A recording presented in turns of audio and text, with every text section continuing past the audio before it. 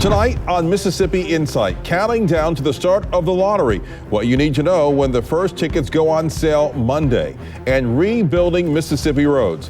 1 year after the special session, the road and bridge project's underway, and will there be enough money to pay for all of it? All tonight on Mississippi Insight. Some people in Mississippi have waited decades for a lottery. Now they only have to wait 2 more days. On Monday, the first tickets will go on sale. And to tell us all about the lottery kickoff, we're joined by Meg Annison with the Mississippi Lottery. And Meg, tell us, everyone, what's going on sale on Monday when this all gets started. We're waiting a long time for this. I know, and things have just been moving so quickly. The day after tomorrow, that's when you'll be able to buy 4 scratch-off tickets.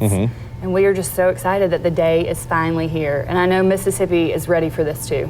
I know it's been a long wait. What has been building up to all this? Well, we started when our president arrived in June. I began in July, and we have had to do everything from get our computers to our phones to awarding the contract for the vendor who does the processing, the warehousing, the distribution of tickets.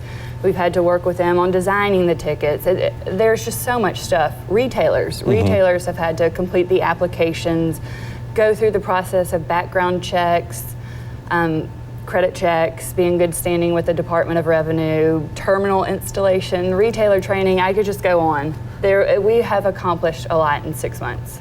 What are you expecting when it comes Monday? What do you expect as far as the crowd, people turnout on Monday when people start playing the lottery? I'm expecting a really positive turnout from the people we've all spoken to, from the retailers who are on board.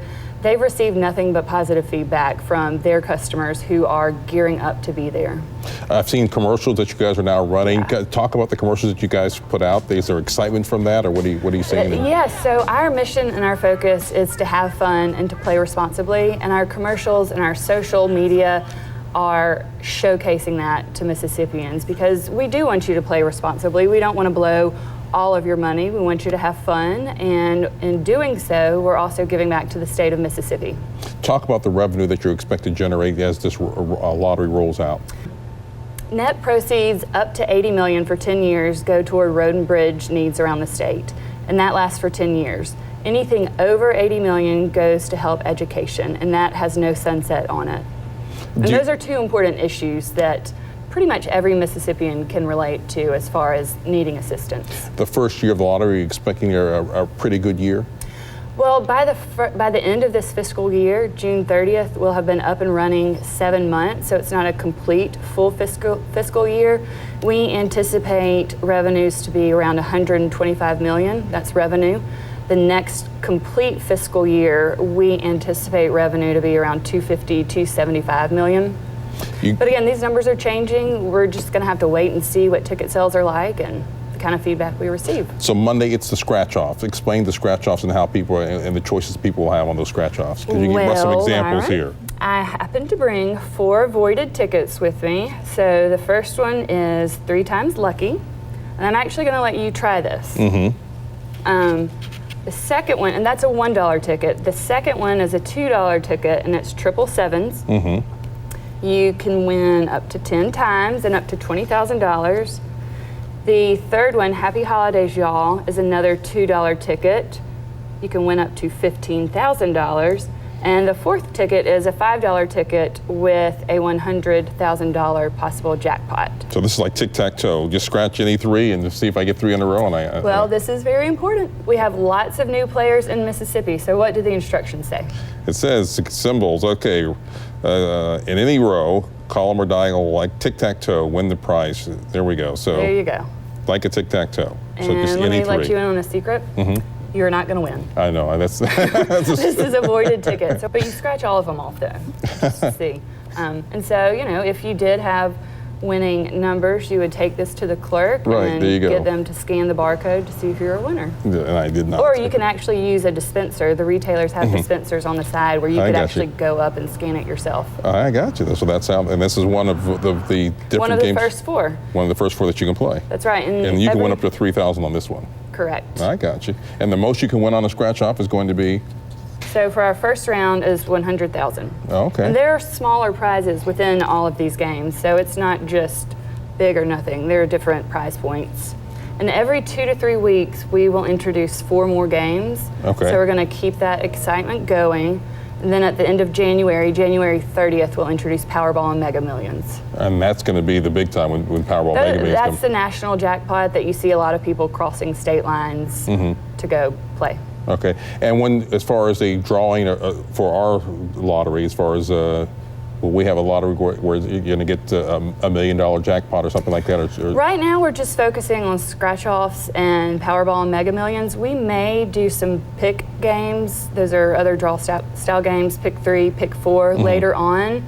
But we're just taking it day by day and seeing what the customers want and what we have the ability to do, really. And how many stores are going to be selling lottery tickets or lottery scratch-offs open up on Monday? So by Monday, we should have approximately 1,200 retailers who are approved. They've attended retailer training. They have their equipment in store. That's our goal, is to have those 1,200 ready to go.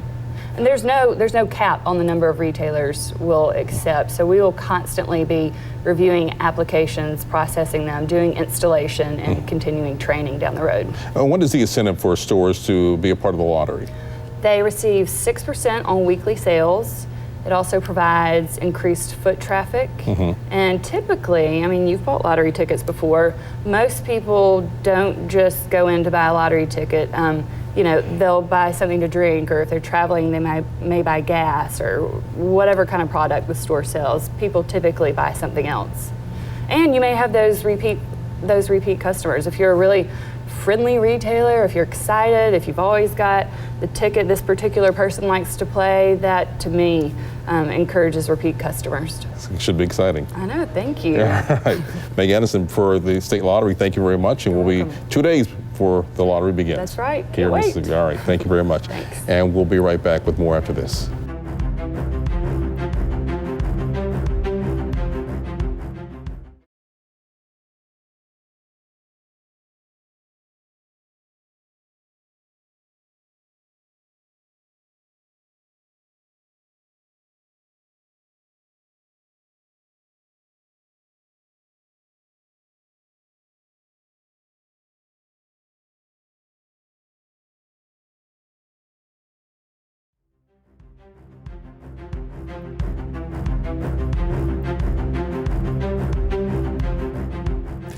This past week, 12 News was focused on rebuilding Mississippi, from roads to bridges and what it all cost.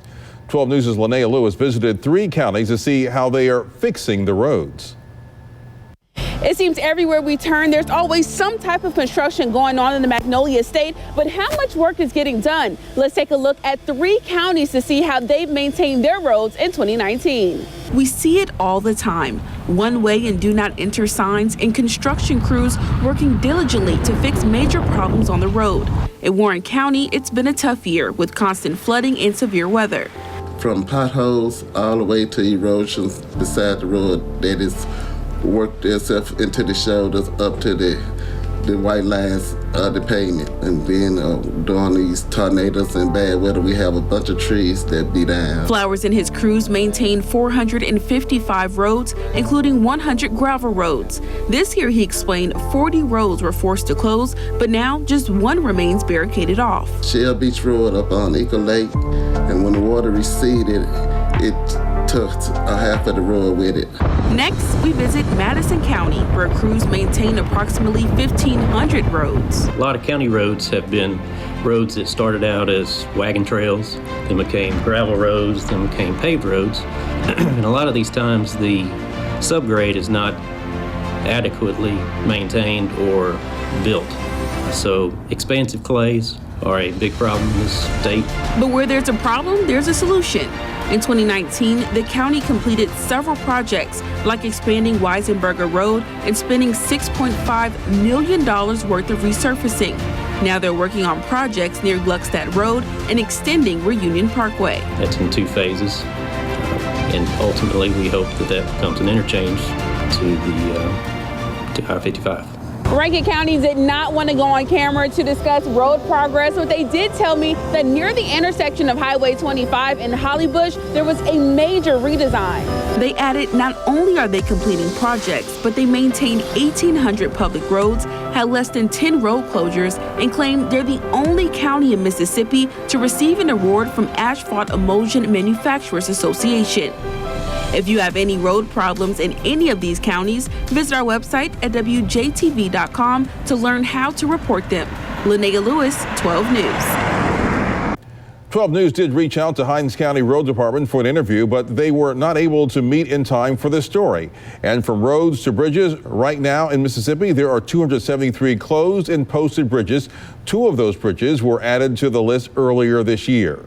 12 News' Jade Balexa went in search of what inspectors look for when examining the safety of our bridges. In Greene County, the bridge on State Route 42 over the Chickasaw River dates back more than 50 years. But MDOT closed it back in February. It's called scour. The material underneath the bridge had been washed away by the stream, and it got to the point where it washed so much away that it was no longer safe, so we had to close it.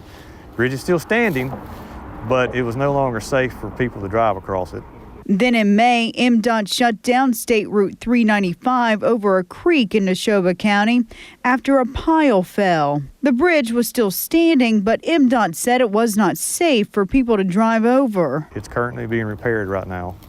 We had another situation where one of these piles you see right here, the vertical member up underneath the cap, it was made out of timber or wood, and it had failed. It had actually crushed, and we saw that and immediately closed the bridge. MDOT has a bridge program. Posted bridges, ones with weight limits in place, are checked once a year. 12 News watched the inspection of this 4-year-old bridge in Rankin County that goes through the cycle every 2 years. Crews are out inspecting this bridge here on Highway 468, making sure it's safe. The bridge is overall in good shape, ranking an 8 on a 1 through 9 scale. There's some cracking in the deck, and it is due really to the way the bridge is constructed and designed. It cracks that's how the bridge has to function in order to make it work. There's more than 600,000 bridges that get a routine inspection across the United States, and Mississippi is no different. Jade Balexa, 12 News. A D. That's the grade Mississippi's infrastructure has from the American Society of Civil Engineers. In a matter of months, Mississippi will receive another report card. But the question remains, has the state done enough to build, maintain, and invest in needed infrastructure repairs? Last year's infrastructure special session called for $120 million each year for internet sales tax. Add to that $250 million in one-time bond money, $5 to $15 million a year from sports betting, plus $80 million a year for the next 10 years for the lottery. That adds up to more than $400 million to fix Mississippi's infrastructure. But half of that is already spent, meaning there's just over $200 million over 10 years to fix a problem that could cost twice as much. 12 News' Gerald Harris explains. A D. That's the grade Mississippi's infrastructure has from the American Society of Civil Engineers. In a matter of months, Mississippi will receive another report card. But the question remains, has the state done enough to build, maintain, and invest in needed infrastructure repairs? Last year's infrastructure special session called for $120 million each year for internet sales tax. Add to that $250 million in one-time bond money, $5 to $15 million a year from sports betting, plus $80 million a year for the next 10 years for the lottery. That adds up to more than $400 million to fix Mississippi's infrastructure. But half of that is already spent, meaning there's just over $200 million over 10 years to fix a problem that could cost twice as much. 12 News' Gerald Harris explains. For Dick Hall, we're a D. We probably are a D rating now, and so we went from number 1 in the Mid-South now to one of the worst. He says look to the past to build the future when it comes to infrastructure, pointing to the 1987 road bill. We built over 1,300 miles of brand new 4-lane highway. We went from having one of the worst highway systems in the country to having the one rated number 1 in the Mid-South and the 6th best system in the United States. To do another road bill will require a commitment for recurring revenue, not just a special session with temporary funding. That lottery may raise $70, $80 million, something like that. We need $300 or $400 million. Now that special session certainly it helped. It'll fix some potholes. It's not the answer. They've got to get serious about it. Problems that we face right now will take a good solution from a lot of smart people.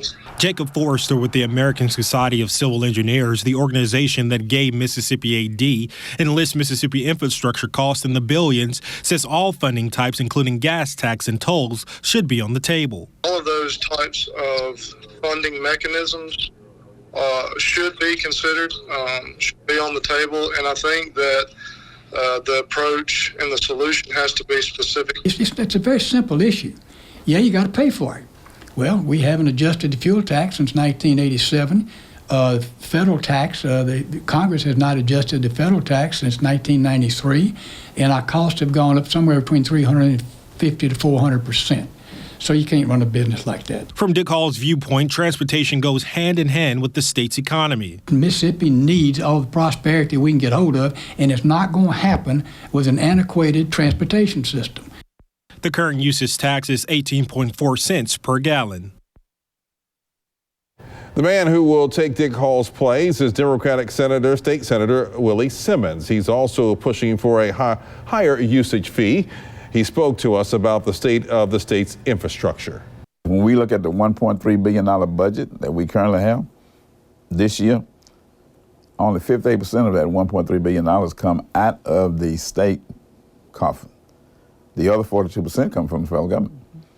So when we ride around on good highways and we are excited about the 4-lane highway system that we have to think about the fact that we are putting so little into the overall structure and the overall maintenance of it that if we don't step up to the plate and do something differently, when we look forward in the future, as opposed to having 4-lane highways and good state and county highways, we're going to have gravel roads.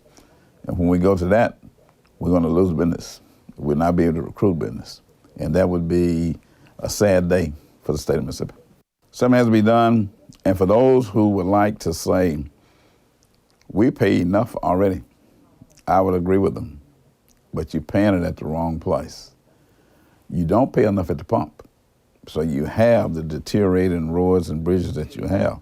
Where you pay enough and too much is with the repairs that you have to do in your car.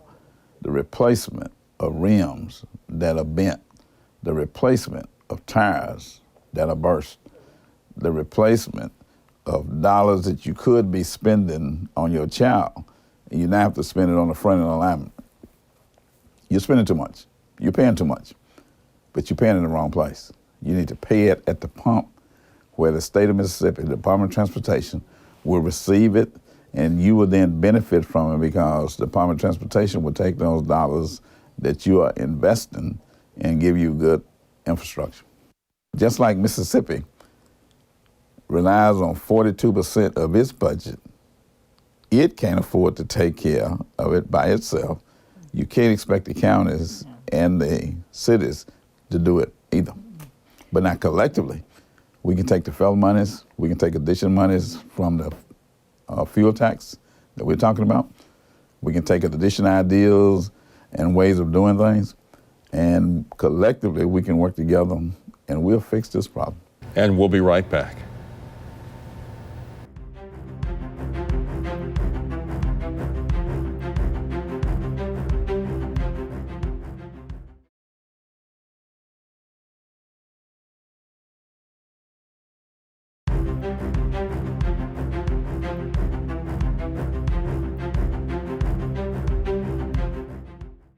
Well, 2 weeks of public testimony in the impeachment inquiry into President Trump wrapped up Thursday. Now, 3 committees will put together a report that could be the basis for articles of impeachment.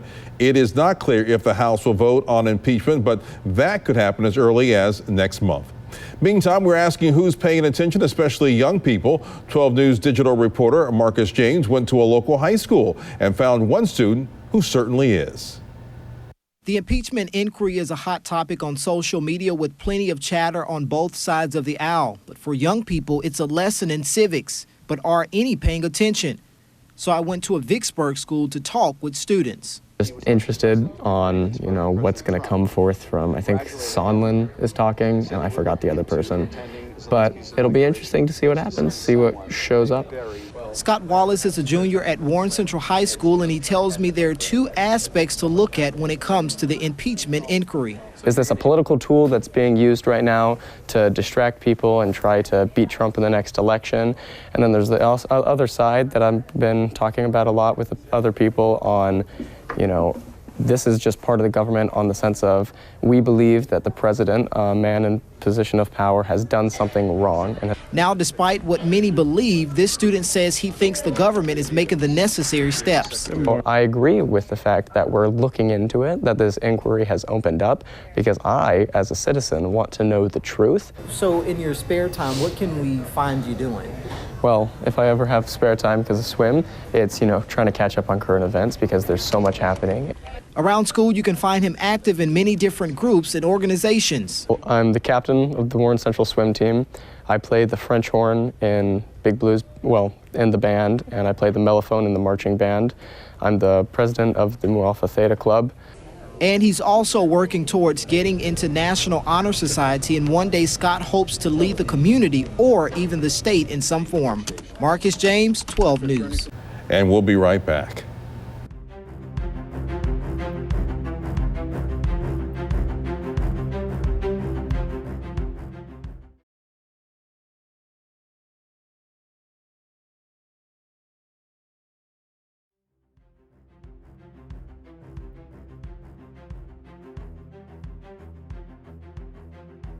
A reminder, if you missed any episode of Mississippi Insight, they are all available on our website, it's WJTV.com.